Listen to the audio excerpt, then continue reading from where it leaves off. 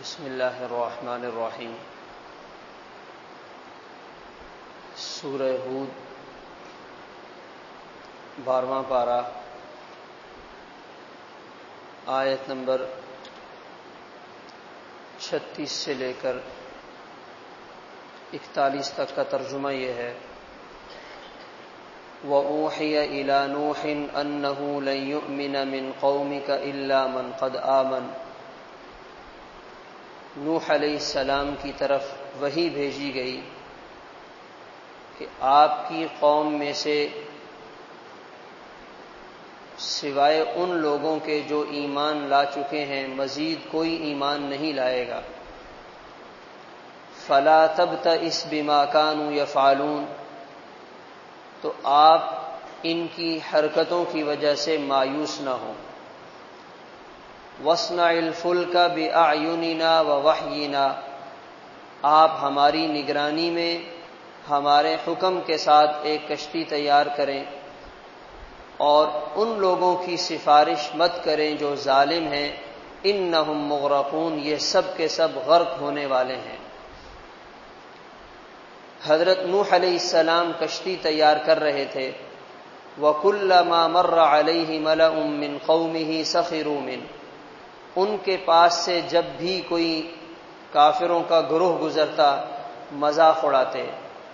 نوح علیہ السلام جواب میں کہتے: ان تسخروا منا، اگر تم آج ہمارا مذاق اڑاؤ گے، ان قریب ہم بھی تمہارا مذاق اڑائیں گے جیسے تم ہمارے ساتھ کر رہے ہو، اور تمہیں پتہ چل جائے گا من یأتیہ عذاب یخزیہ، کس پر رسوا کن عذاب آنے والا ہے، وَيَحِلُّ عَلَيْهِ عَذَابٌ مُقِيمٌ، اور اس پر دائمی عذاب نازل ہوگا۔ حَتَّى إِذَا جَاءَ أَمْرُنَا، یہاں تک کہ جب ہمارا حکم آ پہنچا، وَفَارَ التَّنُّورُ، اور تنور ابلنے لگا، قُلْ نَحْمِلْ فِيهَا مِن كُلٍّ زَوْجَيْنِ اثْنَيْنِ، ہم نے نوح علیہ السلام کو حکم دیا اس کشتی میں ہر قسم کے جوڑے کو سوار کر لیں، وَأَهْلَكَ، اور اپنے گھر والوں کو سوائے ان کے جن کے بارے میں ہمارے عذاب کا فیصلہ آ چکا ہے، وَمَنْ آمَنَ، اور ایمان والوں کو، وَمَا آمَنَ مَعَهُ إِلَّا قَلِيلٌ، حضرت نوح علیہ السلام پر بہت تھوڑے لوگ ایمان لائے۔ وَقَالَ ارْكَبُوا فِيهَا، نوح علیہ السلام نے کہا کشتی میں سوار ہو جاؤ، بسم اللہ مجریہا ومرساہا، اس کشتی کا چلنا بھی اللہ کے نام کے ساتھ ہے، اس کا رکنا بھی اللہ کے نام کے ساتھ ہے۔ ان ربی لغفور الرحیم، بے شک میرا رب معاف کرنے والا رحم کرنے والا ہے۔ ان آیات میں اللہ تعالیٰ نے حضرت نوح علیہ السلام کے واقعے کے آخری حصے کا تذکرہ فرمایا۔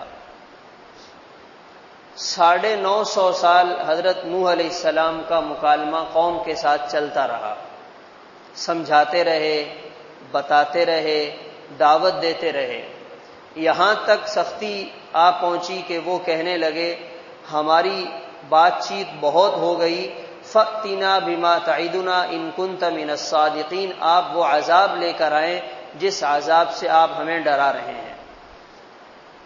حضرت نوح علیہ السلام اللہ تعالیٰ کے سامنے ساری صورتحال پیش کر دیتے ہیں اور ساتھ دعا مانگتے ہیں، رب انی مغلوب فانتصر، یا اللہ یہ مجھ پر غالب آ چکے ہیں، آپ میری مدد فرمائیے۔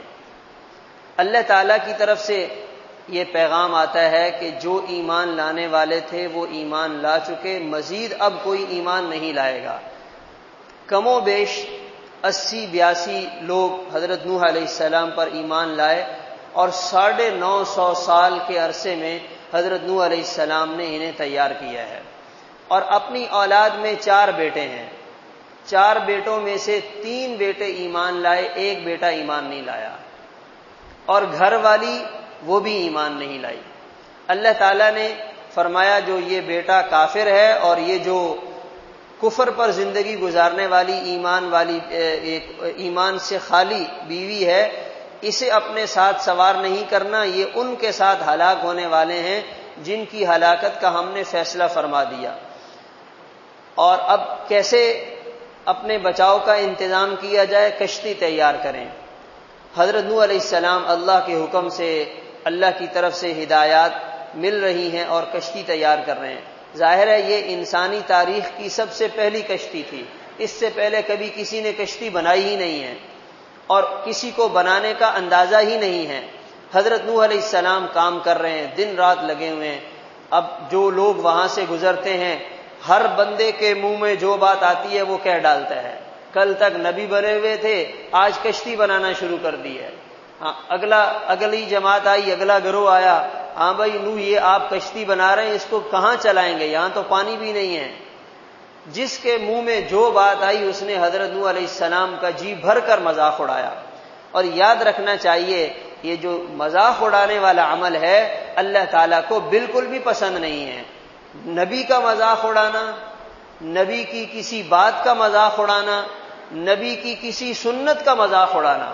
ہمارے ہاں بعض دفعہ لوگ بڑی ہمت کا اظہار کرتے ہیں، داڑھی کے بارے میں انتہائی مسخرہ پن اور انتہائی استہزاء والے جملے بول دیتے ہیں، حالانکہ یہ تو نبی کی سنت ہے۔ آپ صلی اللہ علیہ وسلم کی ہدایات کے نتیجے میں امت اس پر عمل کرتی ہے، تو جو داڑھی پہ عمل کر رہا ہوتا ہے اس کی داڑھی کا مذاق اڑایا جاتا ہے، تو یہ اس کا مذاق نہیں اڑایا جا رہا، یہ نبی کی سنت کا مذاق اڑایا جا رہا ہے۔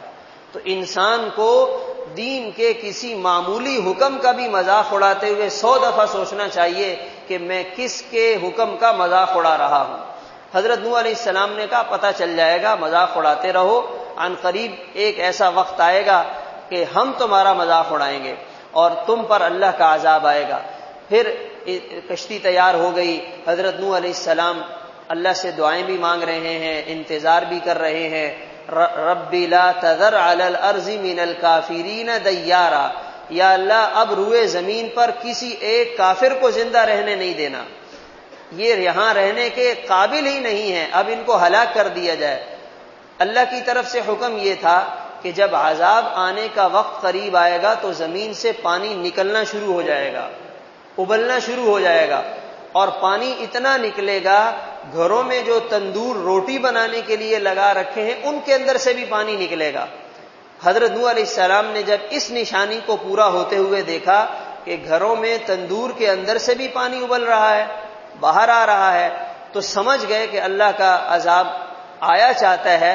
چنانچہ حضرت نوح علیہ السلام ایمان والوں کو لے کر اور جاندار چیزوں میں سے ہر چیز کا ایک ایک جوڑا لے کر اور ضرورت کا ساز و سامان لے کر کشتی میں سوار ہو گئے۔ تفاسیر میں لکھا ہے وہ کشتی جو نوح علیہ السلام نے تیار کی ہے 300 ہاتھ لمبائی اور 50 ہاتھ اس کی چوڑائی، اور 3 منزلیں اس کی بنائی گئیں، ایک انسانوں کے لیے، ایک پرندوں اور جانوروں کے لیے، اور ایک ساز و سامان کے لیے۔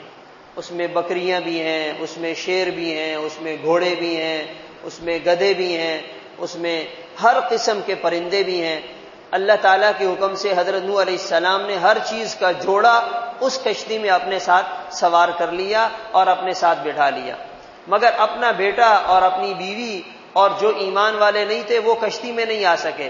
علماء فرماتے ہیں کہ جب انسان ایمان سے محروم ہوتا ہے پھر اس کی حیثیت جانوروں سے بھی نیچے چلی جاتی ہے، کہ جانور تو کشتی میں سوار ہونے کے قابل ہیں مگر یہ انسان، یہ ان جانوروں سے بھی گر گئے، ان کو اپنے ساتھ بٹھانے کی، سوار کرنے کی اجازت نہیں ہے۔ پھر حکم ہوا کہ اس کشتی میں سوار ہو جائیں اور دعا پڑھیں، بسم اللہ مجریہا و مرساہا ان ربی لغفور الرحیم، یہ کشتی پر سوار ہونے کی دعا ہے۔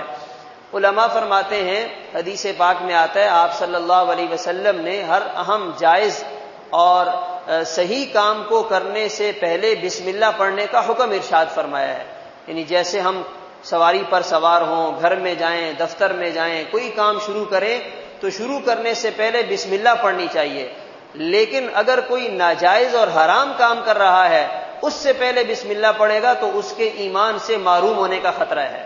جیسے نعوذ باللہ کوئی شراب پینے لگے اور بسم اللہ پڑھ کر شراب پیے، کوئی آدمی رشوت دینے لگے اور بسم اللہ پڑھ کر رشوت دے تو یہ حرام ہے، اس کی اجازت نہیں ہے۔